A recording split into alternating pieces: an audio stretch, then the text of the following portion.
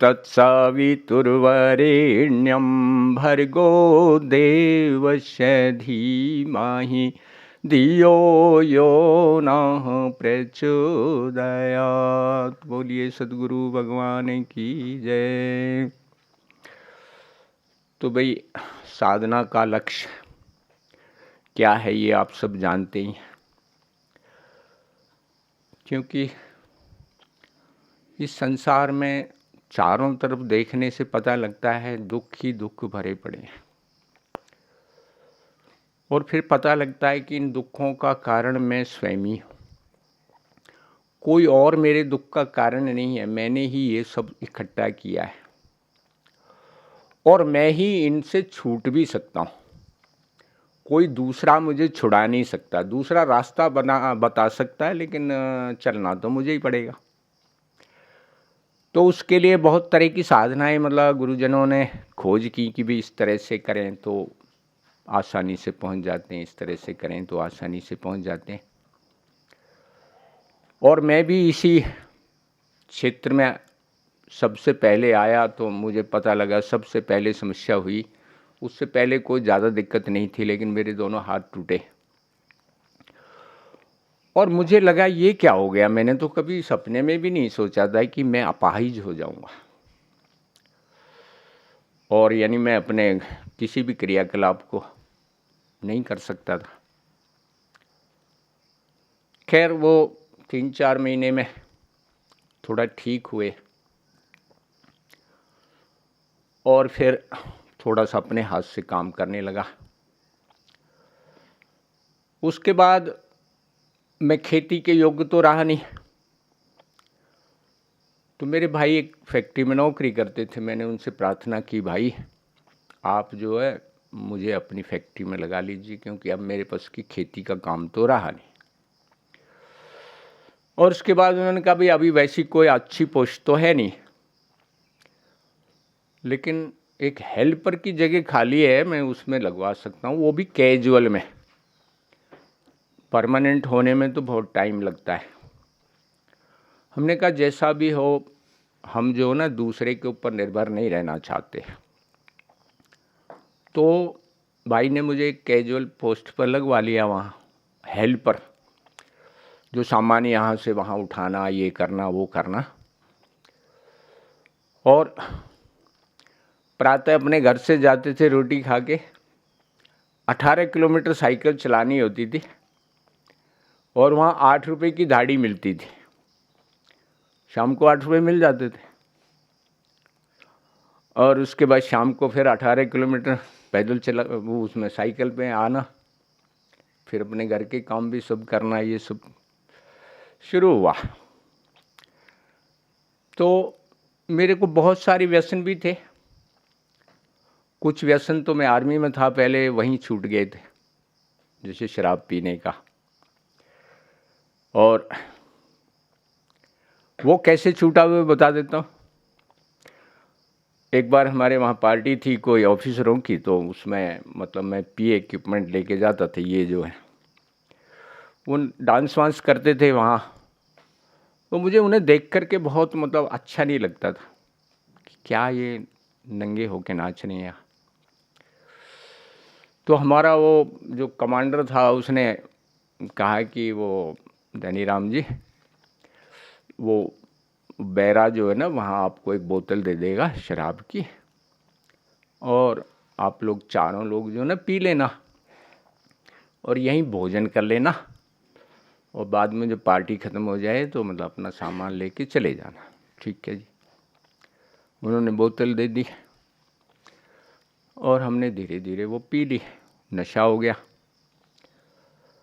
उसके बाद सामान जैसे तैसे उठा के लाए, नशा हो गया बहुत ज़्यादा। जब अपनी बैरिक में पहुँचे वहाँ, तो वहाँ जो है ना सामान रख कर के वहाँ और लेट गया। ऐसे जैसे ही सीधा लेटा तो मेरे को एकदम उल्टी हो गई लेटते ही। सारा जो खाया पिया था वो सब बाहर हो गया। और उसके बाद जो है सो गया ऐसे ही उसी में।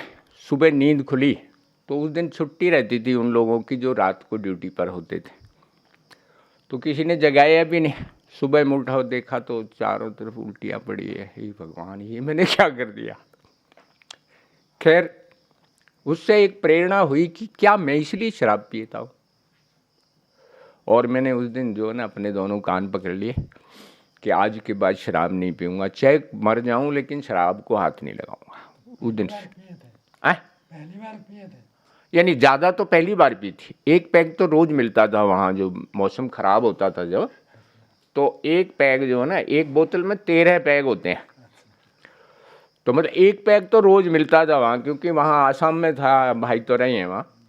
वहाँ का पानी बहुत ख़राब है और नहीं पिएंगे शराब तो उसमें वो कीड़े पड़ जाते हैं पेट में, और फिर आदमी को जो है जख्म वगैरह अगर वो सब हो जाता है।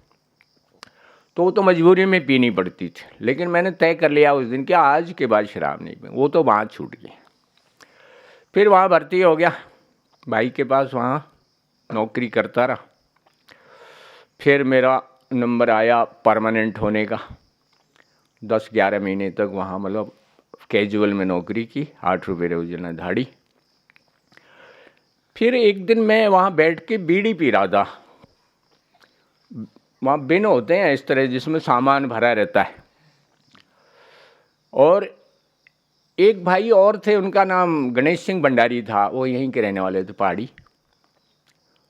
वो मेरे से 2 साल सीनियर थे, मतलब पहले 2 साल पहले मतलब परमानेंट हो चुके थे। तो मैं उनको ये कह रहा था, अरे भाई आप जो है ना काम किया करो, ये क्या इधर उधर की गप्पे तो हाँकते हो लेकिन काम तो करते नहीं। उन्होंने कहा कि अपना अपना वो होता है सबका। अब देखो आप बीड़ी पीते, मैं तो बीड़ी नहीं पीता हूँ। मेरे मुंह से एकदम निकला कि भाई अरे बीड़ी छोड़ना भी कोई बड़ी बात है। बोला तो छोड़ दो और ये बीड़ी मुझे दे दो अभी। हमने कहा तू भी क्या याद रखेगा, ये ले बीड़ी। खैर जी वो बीड़ी हमारी उसी दिन छूट गई। हालांकि हमारे मन में ये भाव नहीं था कि मतलब शायद छूट जाएगी, क्योंकि पहले बहुत बार ट्राई कर चुके थे, बहुत लोगों के सामने वो संकल्प भी ले लिया था लेकिन छूटी नहीं थी। और उसके बाद जो है शाम को जब मैं घर आया तो पिताजी हमारे हुक्का पीते थे। हुक्का में एक विशेष सुगंध आती है, वैसे तो दुर्गंध होती है वो, लेकिन मतलब जो पीते हैं उनको तो सुगंध आती है तो पिताजी ने कहा अरे हुक्का भर ला जाके। मैं हुक्का भर के लाया रख दिया ला करके, अपने काम में लग गया। अब उसकी हुक्का की वो आए और मेरे को अंदर से हुक उठे कि हुक्का पीना चाहिए। लेकिन याद आया है कि भंडारी जी को मैंने वादा किया था, और वो क्या कहेंगे कि मतलब मैं सिर्फ बीड़ी नहीं छोड़ सकता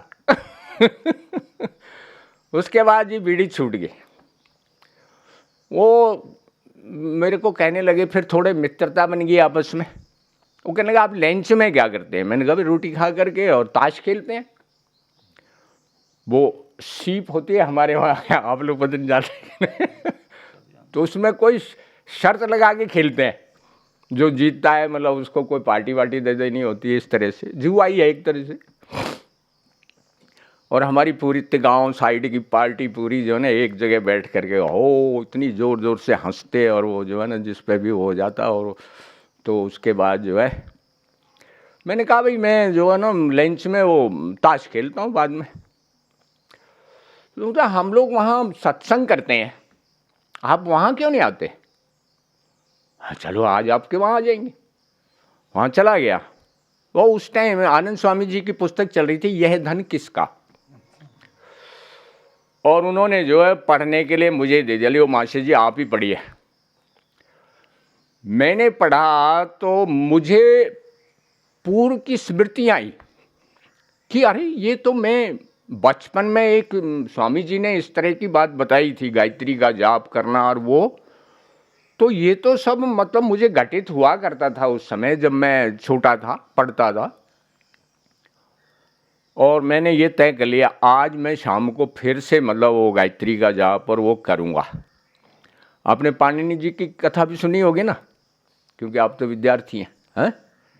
और उनको बताते हैं कि गायत्री से ही जो है उनको एकाग्रता प्राप्त हुई और उसके बाद उन्होंने जो है वो अष्टाध्यायी जो, तो मुझे वो बात भी याद थी क्योंकि मेरे जो गुरु थे उन्होंने बताया था, जसाने के थे, घसीटा महाशय जी नाम उनका था, वो प्रार्थना में आए करते और वहाँ सिखाया करते थे हम लोगों को कि इस तरह से प्राणायाम करना है, इस तरह से। वो आर्य समाजी थे और बार ब्रह्मचारी थे, तो और लोग तो तफरी किया करते थे, लेकिन मैं ईमानदारी से किया करता था जैसे वो बताते थे, क्योंकि मैं पढ़ने में बहुत अच्छा नहीं था और रोज़ पिटाई होती थी। मास्टर जी थे वो बहुत सख्त आदमी थे। अंग्रेजी मेरे को बिल्कुल नहीं आती थी, समझ में नहीं आती थी, संस्कृत भी नहीं आती थी। तो हमने कहा ये तो अच्छा तरीका बताया उन्होंने बताया कि भाई जो यहाँ ध्यान लगा करके गायत्री का जाप करेगा वो बच्चे जो है ना इतने ब्रिलियंट हो जाएगा उनका दिमाग कि वो जो है ना यहीं पर जो पढ़ाया जाएगा उसे याद हो जाएगा। और फिर मैंने वो शुरू किया तो मुझे सबसे पहले उन्होंने बताया यहाँ खिंचाव सा होगा, फिर यहाँ प्रकाश सा होगा, फिर यहाँ धीरे धीरे तिलमिले से दिखाई देंगे और फिर यहाँ बना चमचमाता हुआ सूर्य जैसे निकलता है ऐसा दिखाई देगा। और उसके बाद जो है जैसे ही मैंने ये सब किया तो उसके बाद मुझे कभी घर में पढ़ने की आवश्यकता नहीं पड़ी, वहीं पर एकाग्रता से जो सुनता था वो हो जाता था। तो मैं इसलिए आपको बता रहा हूँ ये बात की क्योंकि मेरे जीवन में ये सब घटित हुआ। और उसके बाद जो है फिर शुरू किया तो पहले दिन तो नहीं हुआ, लेकिन 2-3 दिन के बाद मैं अपने वहाँ खेत पर, घरौड़ा में खेत था हमारा, मैंने अलग से खेत लिवा लिया था भाई से कि मैं तो खेती करूँगा यहाँ एकांत में रह करके। वहाँ रहता था मैं, मेरी पत्नी और मेरे पिताजी, वहीं ड्यूटी से अपनी साइकिल वहीं खड़ी करता था ले जाके। और उसके बाद जो है मेरे को तीसरे दिन ही जो है ना मेरा सारा शरीर बिल्कुल शून्य हो गया और सांस बिल्कुल बंद हो गया। तो मुझे लगा ये क्या हो गया, मुझे ज्ञान था वैसे बिल्कुल, मैं उंगली से ऐसे देख रहा हूँ ये क्या हो गया, ये तो अजीब सी बात हो गई, ऐसा तो कभी पहले मतलब अनुभव किया नहीं। और मेरे को याद आया एक बात पढ़ी थी उसी में पुस्तक में, देखा देखी करे योग, छीजे काया बढ़े रोग। मैंने कहा मुझे कुछ समस्या हो गई। पत्नी रोटी बना रही है वहाँ और मुझे पट पट आवाज़ सुन रही है, लेकिन ऐसे लगता पता नहीं किलोमीटरों दूर है ये बैठी हुई। पिताजी हुक्का पी रहे हैं, वो मेरे को आवाज़ सुन रही है उनकी गुड़ गुड़ करके, लेकिन ऐसे लगता पता नहीं ये कितनी दूर बैठे हुए। वहाँ शीशम के पेड़ थे हमारे सड़क के ऊपर, वहाँ जो खेत के आगे, वो ऐसे लगे कि जैसे ये मैंने पहली बार देखे हैं आज। और मुझे पक्का निर्णय हो गया कि भाई शायद कुछ दिमाग में गड़बड़ हो गई। और मैं जब आ गया वहाँ से उठ करके, खेत में बैठा था, आकर के देवी जी ने रोटी डाल दी, मैंने रोटी खाई तो रोटी भी इतनी स्वादिष्ट उस दिन, पता नहीं क्या हो गया ये। खैर हमने कहा कि एक महाशय जी आते हैं, वो स्वामी जी थे ना तिगांव वाले, उस टाइम वो मानप्रस्थी थे और मझावली में रहते थे, शांतानंद जी नाम था उनका, बाद में बने शांतानंद जी, तो उस टाइम तो देव मुनि थे। और उसके बाद जो है वो सुबह सुबह साइकिल पे जाते थे गाँव को, पहले सवारियाँ नहीं होती थी ऐसी, साइकिल पे जाते थे वहाँ से मझावली में जहाँ गुरुकुल है अभी फ़िलहाल, वहाँ उनकी कुटिया थी। साइकिल पे जाते तो मैं एक दिन जो है मैं जो है वहाँ जा कर के खड़ा हो गया उनको हाथ जोड़ के कि महाराज जी मेरे को एक प्रॉब्लम है थोड़ी सी, उसके बारे में कुछ बता दीजिए। मैंने उनको बता दिया क्या हुआ। उन्होंने कहा अरे बेटा तू तो लगता है कोई पूर्व जन्म का योगी है, और ये कोई मतलब बीमारी नहीं है, ये तो एक बहुत अच्छी अवस्था है। हमने कहा अच्छी अवस्था है, तो फिर हम रोज करने लगे साधना। और फिर उसके बाद जो है साधना में बहुत सारी मतलब वो आने लगी, आनंद भी और वही कुछ सिद्धियां भी प्राप्त होने लगी। साधना मतलब क्या करते थे बताइए। साधना सिर्फ गायत्री का जाप करता था। कितना समय लगभग? जितने देर तक बैठा रहता था, उसके बाद गायत्री बंद हो जाता था, अपने आप अंतर्मुक्ता हो जाती। उसके बाद मेरे को पता नहीं होता था कि मैं कहाँ हूँ क्या हूँ, और उसके बाद जैसे नींद खुलती है, इस तरह से मतलब अवस्था होती थी। लेकिन देखता था कि मैं बैठा ही हूँ, सोया तो नहीं हूँ। तो खैर ये बात चलती रही और उसके बाद जो है हमने उनसे जो है मार्गदर्शन लेना भी शुरू कर दिया। तो पहले गुरु बने हमारे वहाँ, वो क्या नाम था उनका, आर्य नरेश जी। आर्य नरेश जी का वहाँ कार्यक्रम था, तो ये भंडारी जी ने कहा कि भाई वो आर्य नरेश जी का वहाँ कार्यक्रम है और आप चलिए हमारे साथ। मैंने भाई से परमिशन लेके गया वहाँ। तो उन्होंने एक चैलेंज किया कि भाई मुझे आज तक जो है ना इतने दिन से प्रवचन करता हूँ, एक भी व्यक्ति ऐसा नहीं मिला जो ईश्वर को चाहता हो। और चीज़ें तो बहुत चाहिए लोगों को, लेकिन ईश्वर का कोई भी ऐसा व्यक्ति नहीं मिला मुझे को। और अगर आप में से है तो भाई हाथ उठाइए। हमने इधर उधर देखा, ये क्या बात है, ये क्या क्या करने आए, क्या है ये, मतलब क्यों बैठे हैं यहाँ सारे, क्या ईश्वर नहीं चाहिए इनको। खैर हमने हिम्मत करके हाथ उठा दिया। उन्होंने कहा चलो शुक्र है आज पहली बार एक व्यक्ति को मिला है। खैर उन्होंने कहा कि भाई आप जो है ना मेरे को उसके बाद मिलना, सत्संग के बाद में। ठीक है। फिर उन्होंने ये संध्या याद करने के लिए ये बताया। हमें संस्कृत बिल्कुल नहीं आती थी, तो ट्यूबवेल पे जाके वहाँ अपना वो खोल के रखता पुस्तक, वो दी थी पुस्तक भी उन्होंने, और वो पढ़ता रहता और वो बोलता रहता अर्थ सहित, और क्या कहते हैं उसको आगे गद्य भाग और वो सब पद्य भाग में। और उसके बाद जो है एक दिन बिजली चली गई। बिजली चली गई, हमने कहा अब संध्या कैसे होगी। उसके बाद जो है मैंने कहा चलो ट्राई तो करता हूँ, इतने दिन से कर रहा हूँ तो हो सकता है याद हो गई हो थोड़ी बहुत, अब जो टूटी फूटी रह जाएगी उसको बाद में।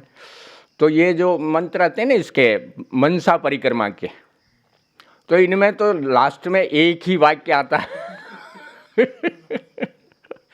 तो मैंने कहा ये तो याद हो ही गए होंगे।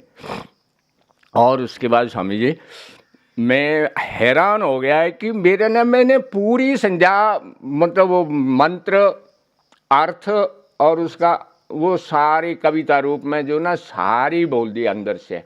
उस दिन मुझे इतनी खुशी हुई, अरे कमाल है ये तो भाई। और फिर जो है आगे बढ़ते रहे। फिर जो है इनकी डायरी मिली गुरुदेव की, वो उन्हीं स्वामी जी के पास थी वहाँ जो मंझावली में रहते थे, जहाँ गुरुकुला भी। वो मैंने पढ़ी तो उसमें कुछ विचित्र सी बातें थी डायरी में। आप भी पढ़ेंगे तो आपको लगेगा कि भी ये तो आर्य समाज से तो मतलब बिल्कुल संबंधित बात है ही नहीं। अब वो इसमें लिखते थे कि मतलब ये ऑटोमेटिक होती थी। हमको भी ये लगता था ऑटोमेटिक कैसे, मैं अपना हाथ उठाना नहीं चाहूँ तो क्यों उठेगा ये हाथ, मैं हंसना नहीं चाहूँ तो क्यों हंसूंगा। खैर गुरुजी को एक पोस्ट कार्ड डाल दिया। उस टाइम मतलब फ़ोन वोन की सुविधा हमारे उधर थी नहीं, गुरुजी के वहाँ तो था फ़ोन। फिर गुरुजी ने बुला लिया और फिर मुझे बताया कि भाई आप क्या साधना करते हैं। मैंने बता दिया। बोला ये तो करो ही साथ में जो है ना, उन्होंने थोड़ा सा और भी मतलब वो बताया, उसमें प्राणायाम और ये थे। और फिर मैं जो है मंझावली, गुरुजी ने फिर वानप्रस्थ ले लिया था और मंझावली में इनके साथ ही रहता था रात को। 3 साल वहाँ रहे थे। और यहाँ उसके बाद आगे की बात आपको भाई ने उस दिन बताई थी। मतलब मेरे भाई बहुत सख्त मिजाज के आदमी थे, वो जो है ना कहीं मेरे को जाने नहीं देते।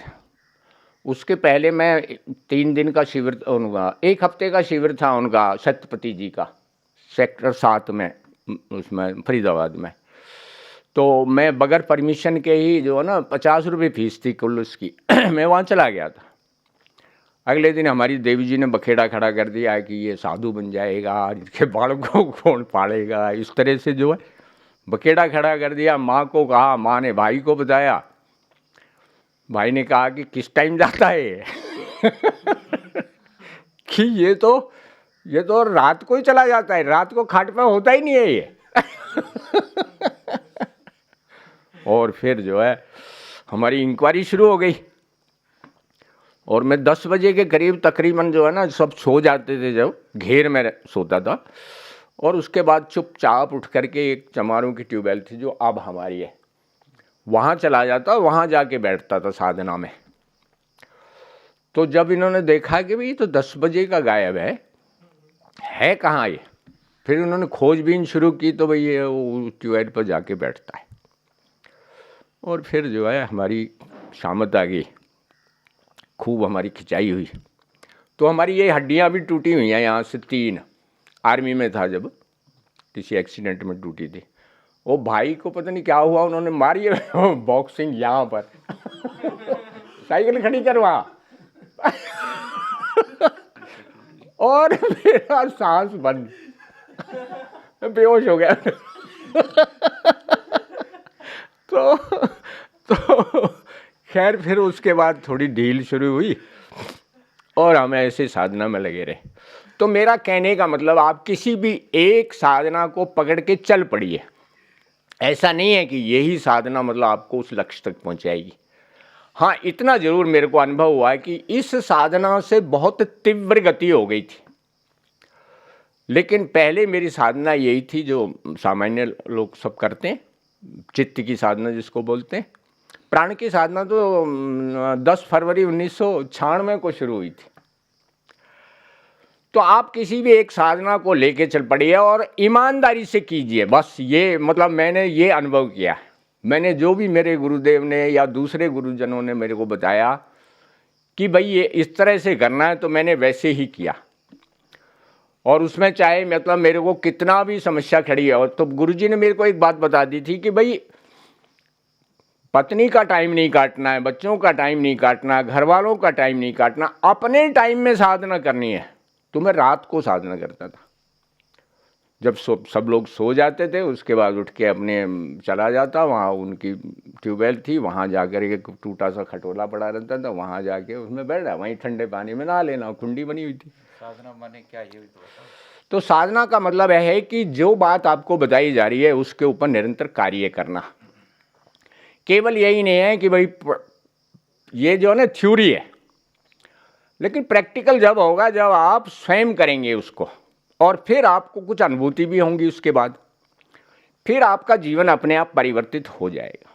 करना नहीं पड़ेगा, हो जाएगा अपने आप। और फिर जो बातें मतलब शास्त्र की हैं ना, वो आपसे टैली हो जाएंगी। अभी तो वो शास्त्रों की है, फिर आपकी वो मतलब बातें बन जाएंगी। फिर जैसे स्वामी जी कह रहे थे ना कि भाई आपको शास्त्रों की जरूरत ही नहीं पड़ती, वाकई पक्की बात है। लेकिन शास्त्रों से हमें जो है ना वो मिल जाता है कि भाई शास्त्र में ऐसा ही लिखा है और मेरे जीवन में ऐसा घट रहा है और मेरे प्रैक्टिकल जीवन में आ गया। अब हम रोज़ पढ़ते हैं, काम नहीं, क्रोध नहीं, लोभ नहीं, मोह नहीं, अहंकार नहीं, ईर्ष्या नहीं, द्वेष नहीं, ये सब बातें रोज़ पढ़ते तो हैं हम, लेकिन क्या मेरे जीवन में घटी वो बातें? और वो घटती हैं फिर साधना से ही। निरंतर आप जब ध्यान करेंगे, निरंतर आप इस पर चिंतन करेंगे, वो है ना 3-4 वो बताते हैं उसमें, श्रवण, मनन, निधिध्यासन और साक्षात्कार। तो उसके बाद जो है ना साक्षात्कार का मतलब यही है कि आपके जीवन में घट गई वो बात, और फिर आप प्रैक्टिकल वैसा जीवन जीने लगेंगे, और फिर ऐसा आनंद आएगा। जैसा स्वामी जी कल कह रहे थे, आप कैसे आनंद में रहते हैं उसके बारे में बच्चों को बताओ। आनंद तो हमारे अंदर भरा पड़ा है, हमने ही ढक रखा है उसको हमारा स्वरूप ही आनंद स्वरूप है लेकिन हम क्या, ये बाहर की जो वो है ना परिस्थितियों के कारण अच्छा आप सब स्वयं बताओ, अपने स्वयं बताओ। आप यहाँ किसी ने बांध रखा आपको? नहीं बांध रखा ना, आप स्वतंत्र हैं ना बिल्कुल। और कोई कहने लगे कि नहीं मेरे को तो स्वामी जी ने बांध रखा है यहाँ, तो गलत बात होगी वो। तो ये जब स्वयं अनुभव हो जाता ना, मेरे को किसी ने नहीं बांध रखा और दुख के कारण कोई है ही नहीं संसार में, मैं स्वयं दुखी होता हूँ तभी कोई कर सकता है मुझे, नहीं तो मेरे को दुखी भी नहीं कर सकता। मेरा स्वरूप ही आनंद है वाकई। तो जब इसकी अनुभूति हो जाती है तो फिर आदमी जो है ना जीवन ऐसा बन जाता है। हाँ, मेरे को भी शुरू में ऐसे लगता था कि और लोग भी मतलब इस तरह के बने, लेकिन मैंने देखा कि ज़्यादातर लोगों का यही है कि मैं स्वस्थ हो जाऊं, दवाई से हूँ, या बाबा जी जो है कोई आशीर्वाद दे दे, मैं कामयाब हो जाऊं, मिनिस्टर बन जाऊं या ये बन जाऊं। तो वो जो है उन सब चीज़ों को देख करके मेरे को ये लगने लगा है कि बेमतलब में अपना टाइम क्यों वेस्ट कर रहे हो, अपना आनंद में रहो। हाँ, कोई आ जाए तो उसको बता दो भाई ये करना है तो शुरू करें। अब जैसे हम भी इन ब्रह्मचारियों को कल कह रहे थे, अब जैसे गुरुजी ने कहा एक ब्रह्मचारी आया पिछली बार आपके पास, आपके साथ आया था वो, उसको वो प्राण साधना ही सीखने आया था। तो गुरुजी ने कहा कि इसको मतलब पूरी शक्ति लगा करके इसकी प्राण साधना चालू होनी चाहिए। हाँ ठीक है बापू ने जैसी फार्मूला बता रखा है हमने वो कराया उसे, भाई बिल्कुल शांत होकर किस तरह से बैठो और भाई सिर्फ आपने ये वो करनी है भस्त्रिका, और ध्यान रखना मूलाधार चक्र में एडी जान लगती है, वहाँ मूलाधार चक्र बोलते हैं उसको, एक छोटी सी गांठ होती है वहाँ, उस पर जब ये एडी की पंचिंग पड़ती है और एकाग्रता हो जाती है तो तुरंत जो है ना प्राण हमारी सुषमा नाड़ी में प्रवेश करता है और उससे कुछ क्रियाएं होने लगती हैं शरीर के अंदर ऑटोमेटिक। वो क्रियाएं इसलिए होती हैं जो हमने संस्कार भर रखे हैं जन्म जन्मांतरों के, उनको काटने के लिए वही क्रियाएं होंगी। और उसके बाद जो है उसकी सहज साधना चालू हो गई और उसके बाद उसको लोगों ने कहा कि अरे क्या ये चक्कर में पड़ गया तू, हाँ ये बाबा लोग जो है ना और उसके बाद उसको डिग्रेड कर दिया। खैर उस दिन लास्ट में जब वो भाषण दे रहा था वहाँ, तो मेरे को थोड़ा अंदर से वो तो हुआ कि तो हमारी साधना को ही नेग्लेक्ट कर रहा है वो कह रहा है कि ये साध्वी जी ने मेरे को बताया, तब मेरे को पता लगा अच्छा ये साध्वी जी ने वो उसको भाषण दिया करती, रोजाना घुमाती थी उसको ले जाके कि ये सब बेकार की बातें हैं, तुम आर्य समाज की वही सब साधना करो। हमने कहा भाई ये हमारे गुरुदेव ने कहा था ये महावीरों की साधना है, कायरों के लिए नहीं है